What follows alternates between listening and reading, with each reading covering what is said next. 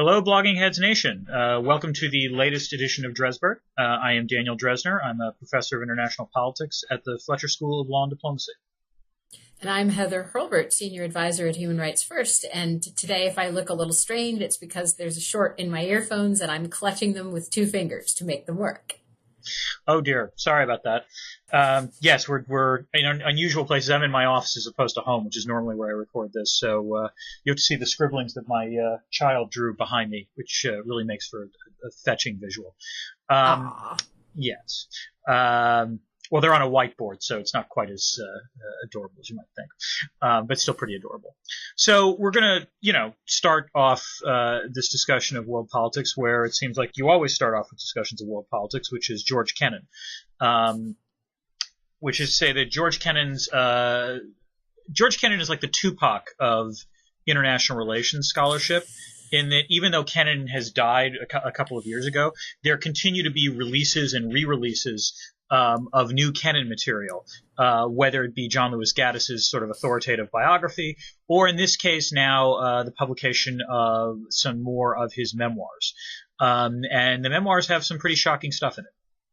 So Kennan was a prolific, not to say compulsive diarist, and what's released is a selection, a 700-page selection, I might add, beginning when he was 11 and really ending at or shortly before his death. And so that's 80, I should be able to add better than this, 89 years, 88 years. I think the other thing that's worth pointing out about Kennan that I find fascinating, and that I actually think it would be wrong to reduce him to sort of, oh, Kennan, he was a bigoted white guy, is that in fact, the thing that rings quite profoundly in the X article, all these years later, is, he says, the most important thing we have to do is give the world a clear vision of ourselves as a country that knows where it's going and is solving its problems. And of course, the way that the U.S. did that so successfully was around all the things that, that Kennan really didn't like. It was, letting women like me and Jews like you have an equal say, and, not to mention blacks, Hispanics, gays, and all the rest of us, letting us have access to the vote, to the levers of power, to equality in the workplace. And, it's those struggles and the success of those struggles without turning over our society that are so inspiring. And, by the way, that also inspire the people in communist countries that ultimately, overturn their governments. And so the part that Kennan was right about is the part that's least Kennan-esque, if you will. Although you could argue, I think that reads Kennan. I think you're partially right. I'm not entirely sure I agree with you, because in no small part because I think in some ways the sort of best aspects of the X article is not so much the prescription for what the United States should do, but rather the explanation for why the Soviets are acting the way they do. Yes. Yeah. And in that sense, by the way, we get it wrong when we talk about Kennan as a policymaker, because he just wasn't very good as a policymaker for a number of reasons. One of which was he just didn't deal very well with other people. Yes. But as an analyst, and again, it helps to have, it does turn out that to be an analyst, it helps to have a bit of a jaundiced view of things. Yes, that I'm certainly not going to deny that.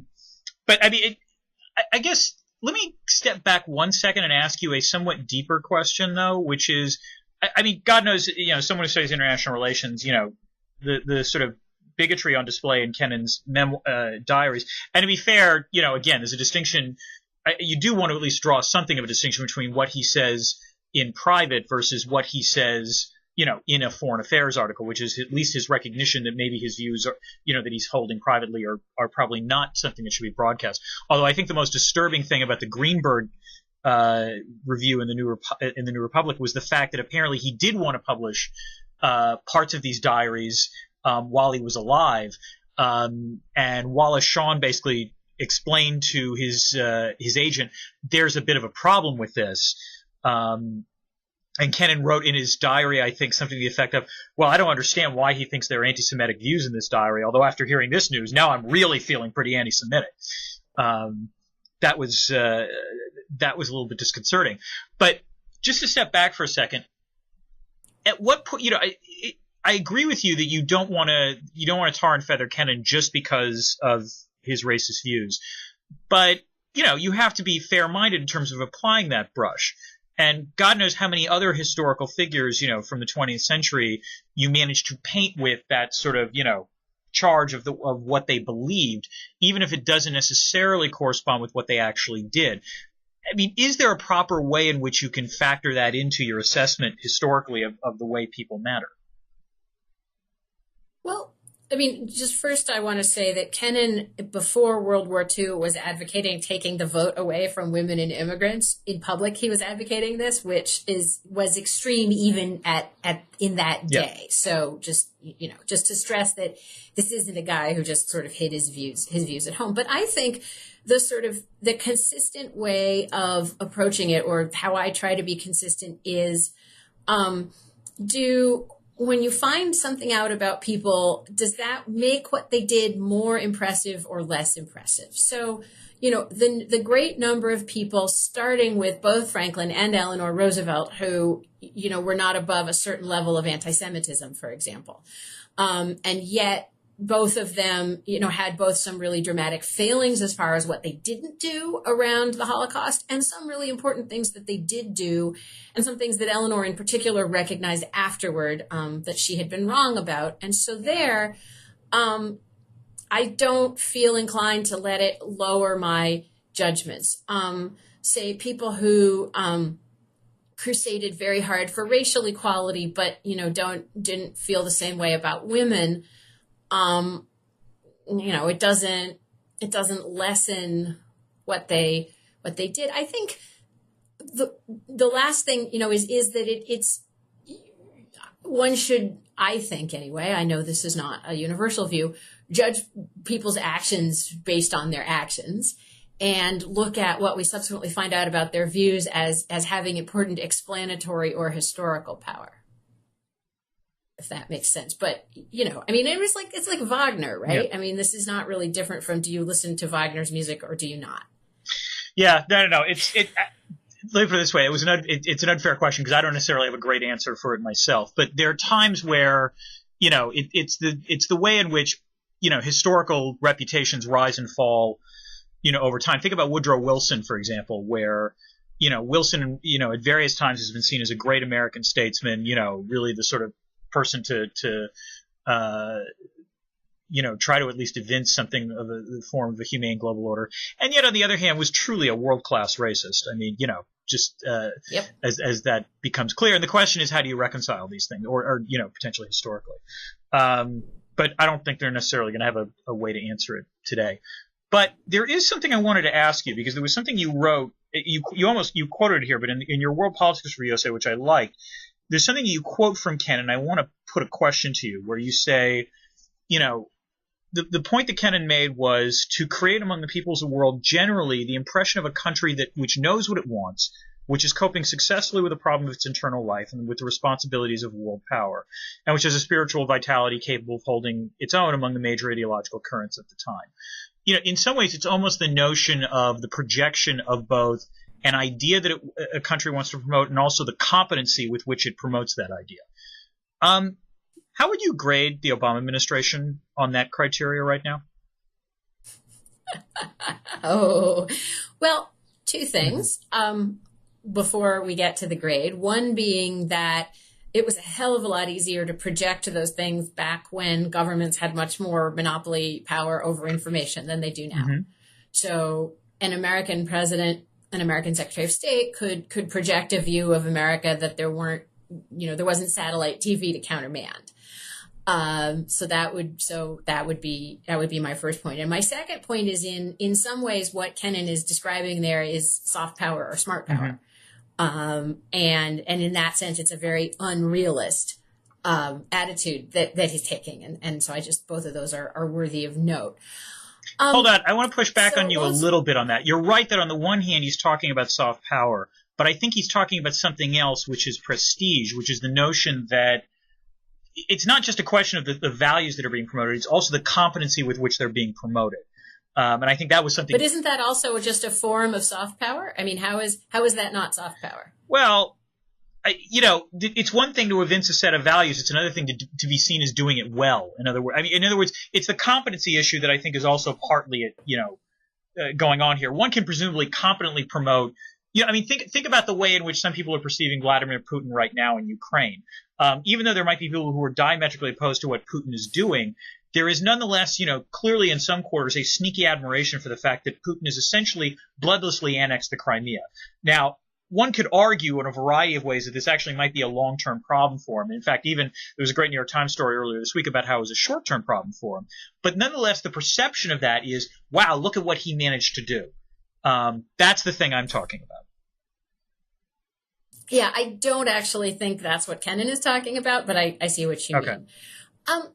So, one thing I would say is that America as a society, I would give a pretty bad grade, in that we, not so much by any conscious choice, but not choosing is also a choice. What we now send overseas is a lot of movies, a lot of consumerism, a lot of anger. In the form of how our political rhetoric gets exported. So if you're consuming the public discourse that America produces, the sense that you get of us is not a very what's the word I want? Stable? Positive. Stable, positive, interested in larger things than ourselves. I mean, it's a pretty self-interested and not very confident, to return to your point, vision of ourselves that we put forward, with a lot of really cool gizmos, and a nice standard of living. So, in that sense, we still do great. As far as what this particular administration does, what I think it does well is to convey, that what we're not about is military solutions in other people's countries. And that what we're not about sort of the stereotype of U.S., quote, imperialism, unquote. And what it maybe has not done as well as it might have is to convey how the other pieces of what it's for add up to a vision that's helpful to everybody. That they work pretty hard to say, we don't want to invade your country. We don't want to tell you what to do. We don't want to change your government by force. But what is it that we do want? What is it that we do want to do with you? And I think, it's not that smart people in the White House don't have ideas about these things, but both because, there's a lot of other stuff going on, and because I think, frankly, there's a certain disdain for this kind of repeated hand-holding and messaging. The message doesn't get through. I'd say that's actually really disturbing to hear that there is a disdain for that kind of handholding, because that's essentially what diplomacy is, right? This is what George Shultz referred to as gardening. This is in some ways, the whole point, reassurance is not a minor part of diplomacy. And if the White House disdains it, this actually explains a fair amount about, let's say, the last couple of years of U.S. foreign policy. Well, I think this is the moment to say something nice about both Hillary Clinton and John Kerry, and then maybe that gets us into some of the other things that John Kerry has said recently. But I must say, both Clinton and Kerry, in different ways, were very, very focused on being gardeners. And Clinton, I think, and this is a reason, it's just ridiculous. You have a front page story in the New York Times saying, oh, Hillary Clinton doesn't know whether she has a legacy at stake or not. Well, of course she does. Her legacy at stake is that John Kerry has something to do in the second term. She retilled the garden. That's actually a great metaphor. And Kerry has picked out several particular things that he's, cultivating very avidly, dumping a lot of fertilizer on. I couldn't resist that. You set that up nicely for me, Dan. Okay, yeah, go ahead. I agree with you totally on the fertilizer thing. Yeah, but so both of them, enormously to their credit, I think, completely understand this point. Now, are there other people in the administration, and particularly on the political side of things, who don't have a lot of patience for that? Yeah, absolutely. Okay.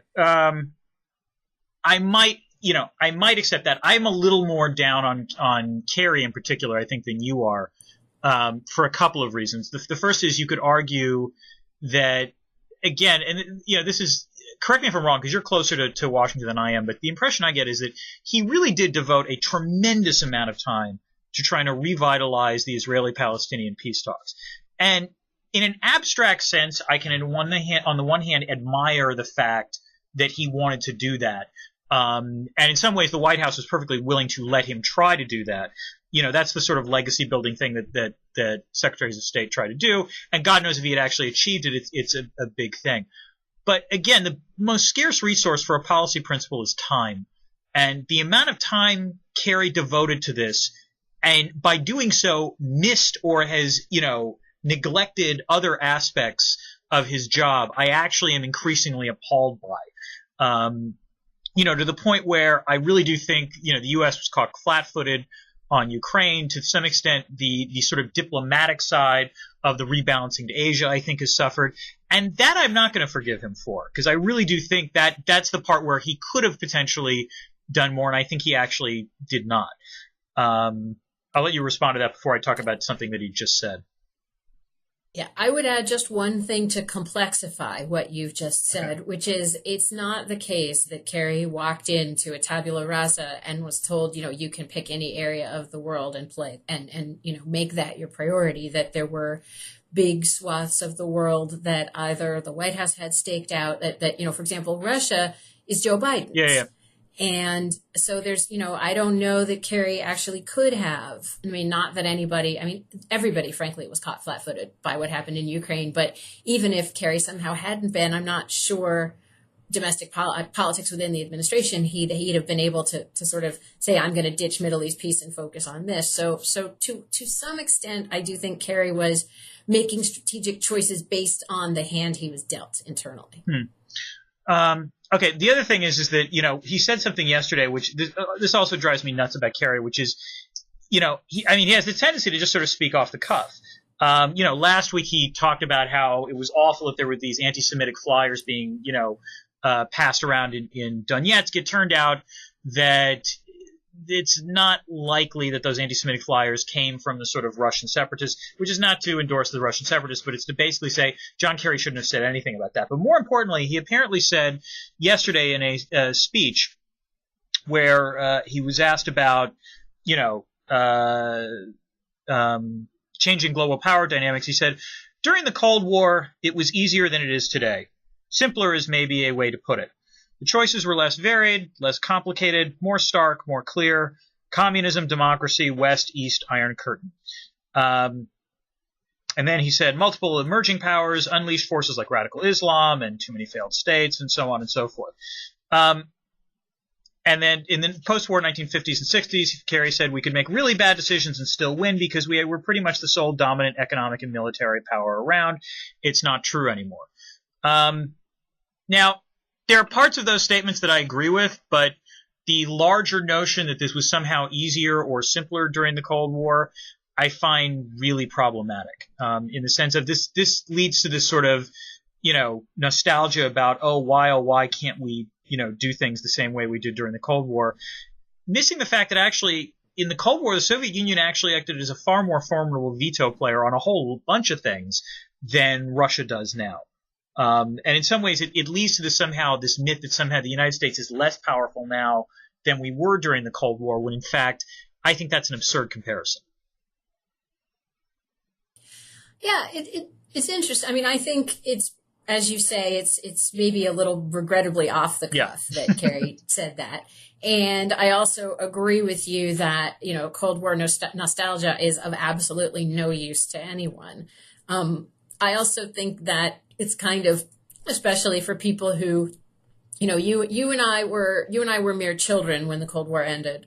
We were admittedly children with college degrees, and but for somebody whose whole worldview was shaped by the Cold, I'm sure he genuinely feels that it was simpler, yeah. And I think. My problem with the statement is actually, yes, it was simpler and that wasn't a good thing. And the times it was simpler were the times we got things most drastically wrong. Mm-hmm. So that statement is both true and it should spark sort of serious reexamination.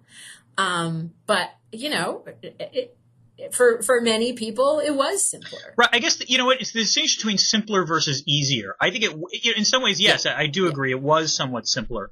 But the notion that it was somehow easier or safer, I find not just absurd, but I actually find really, really dangerous. Because again, it leads to this sort of nostalgia view and a misplaced perception of why things were done during the Cold War versus why those same things should not necessarily be done now. And it goes to this point that I think Jacob Heilbrunn brought up in an essay in the National Interest on the sort of misuses of historical analogies, and the notion that the favorite U.S. analogy to use is either 1938 Munich or the Cold War. And while I'm not necessarily opposed to the idea of rethinking the general strategy about Russia in response to what they've done in Ukraine, I really do. In some ways, the most disturbing and frustrating thing for me from the Obama administration in the second term has been the ways in which the White House in particular has tried to play down what's happened and at the same time has occasionally made these sort of random statements saying this shall not stand. It vexes me to no end. But at the same time, I'm not necessarily sure you want to see, the notion that you want to revive or create a new Cold War. I'm not sure is practical or necessarily in U.S. interest in the long term. Well, I mean, so to just sort of go through a couple of things in turn there, I think the last thing I want to say that the reason I find easier to be really problematic is during the Cold War, it wasn't a fear, it wasn't hype, it was a certainty that there were weapons pointed at us on trigger, and if you were a policymaker at a senior level during those years and you didn't think about that just about every day of your life, then frankly, you weren't doing your job. And so that's actually the place that I would really quarrel with Kerry and say, you think that was easy? The fact that nothing is going to happen today that is going to wipe out the United States as we know it. I feel quite confident saying that. As the author of a book about zombies, I can't quite be as certain, but I generally share your assessment. I was going to say, it would be so awesome if a zombie popped up in the window that you can see in the background just about at this point. I wonder if the Blogging Heads guys can Photoshop that in, because it would be really funny if something like Bloodstained sort of put one creepy hand up. But that's the thing about, that's the obscenity of, and by the way, also we had those weapons poised to do that to the Russians. And that's the obscenity about, the Cold War was easy. And not to mention, let me add, I would add here, the ways in which we almost came close to doing that accidentally, which, Scott Sagan 20 years ago and Eric Schlosser most recently have written about in terms of sort of nuclear accidents, is utterly terrifying. Sorry, go ahead. Yeah. No, and there was something else I wanted to say to your contemporary point about this administration, and I have now forgotten what it was. So I'll hand the mic back to you. Aha! It was genuine. It was a brilliant strategy by me to make sure my point goes uncontested. Pretty much, yeah. Well, no, I mean, I will. So, I'll give you one more opportunity to answer, which is, I think what I said was that what annoys me about the White House's response to the Russian, both annexation of the Crimea and what they're doing in eastern Ukraine is that they kind of blow hot and cold on it. There's this sort of blasé attitude about, we don't want to make too big of a deal of this because we think Russia is a declining power. And yet at the same time, they start saying, making sort of empty rhetorical statements like, this will not stand, we will not recognize this, this will be reversed, when it's not obvious to me at all how this will be reversed. Right.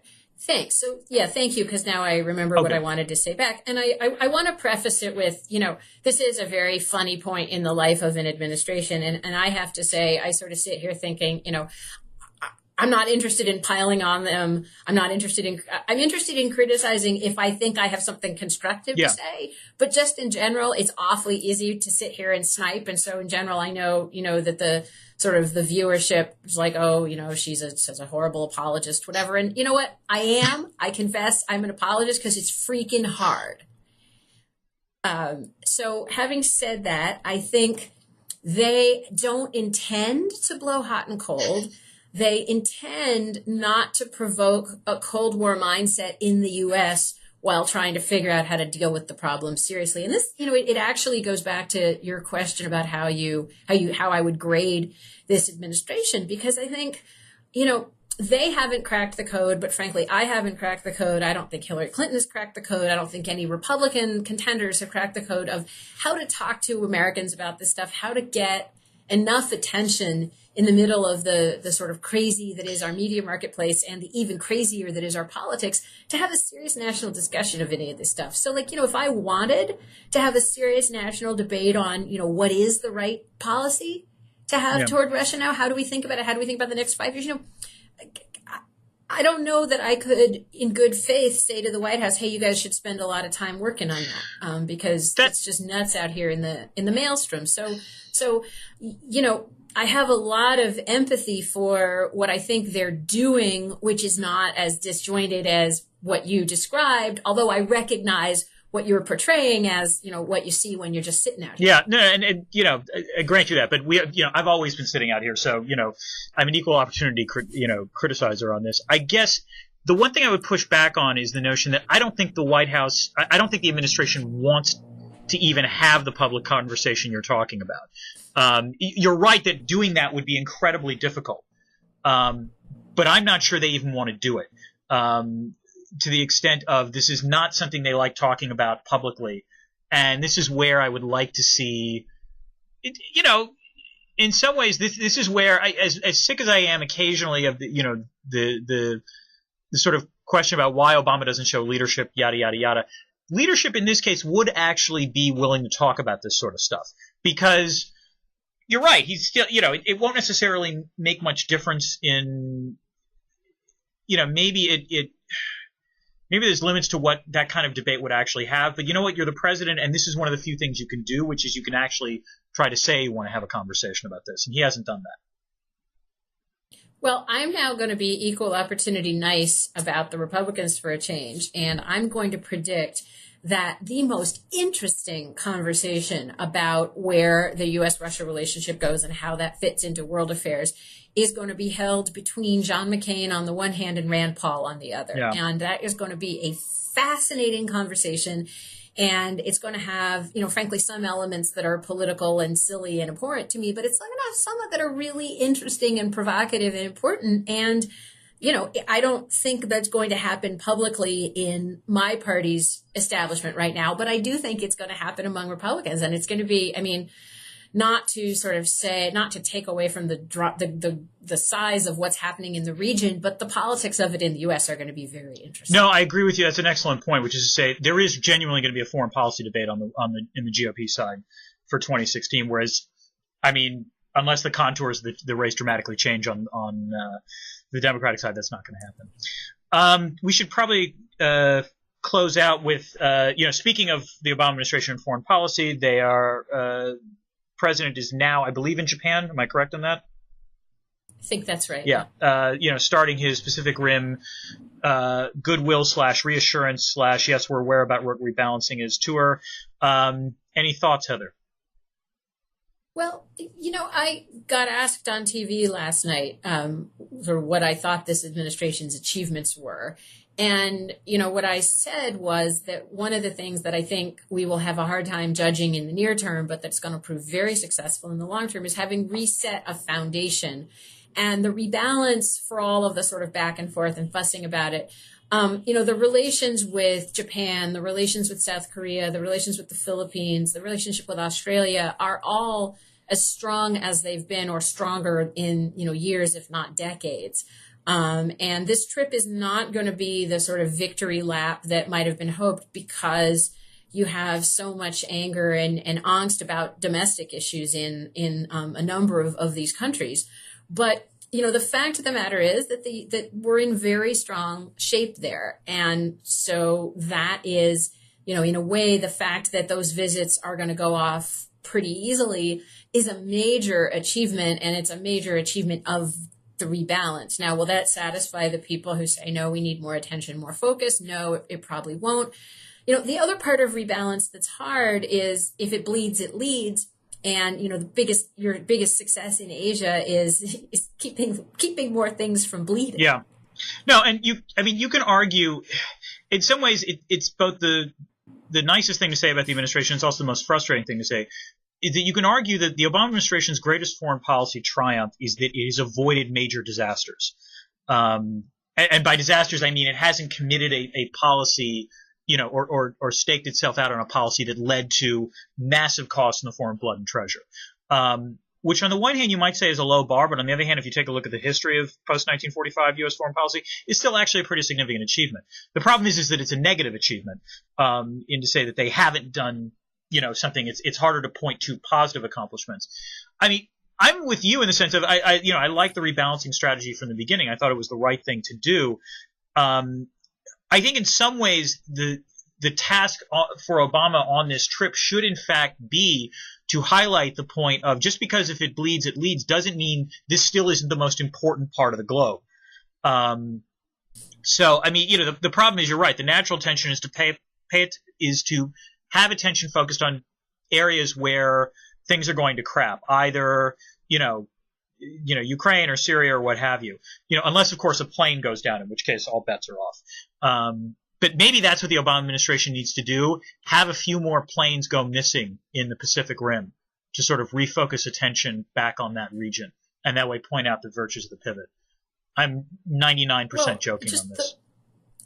The one, sort of point I would make from the sort of, I mean, I guess I don't know. This is the way that I'm a realist, in that I'm a realist about how people respond to things. But you can't actually right now is maybe the worst time in the last 4 or 5 years to say Asia is the most important part of the world, because if you say that, you're giving Russia a free pass in Eastern Europe. So you actually, however much other times you might have thought that was a good thing to say, you can't say it right now. It's really diplomatic malpractice to say it right now.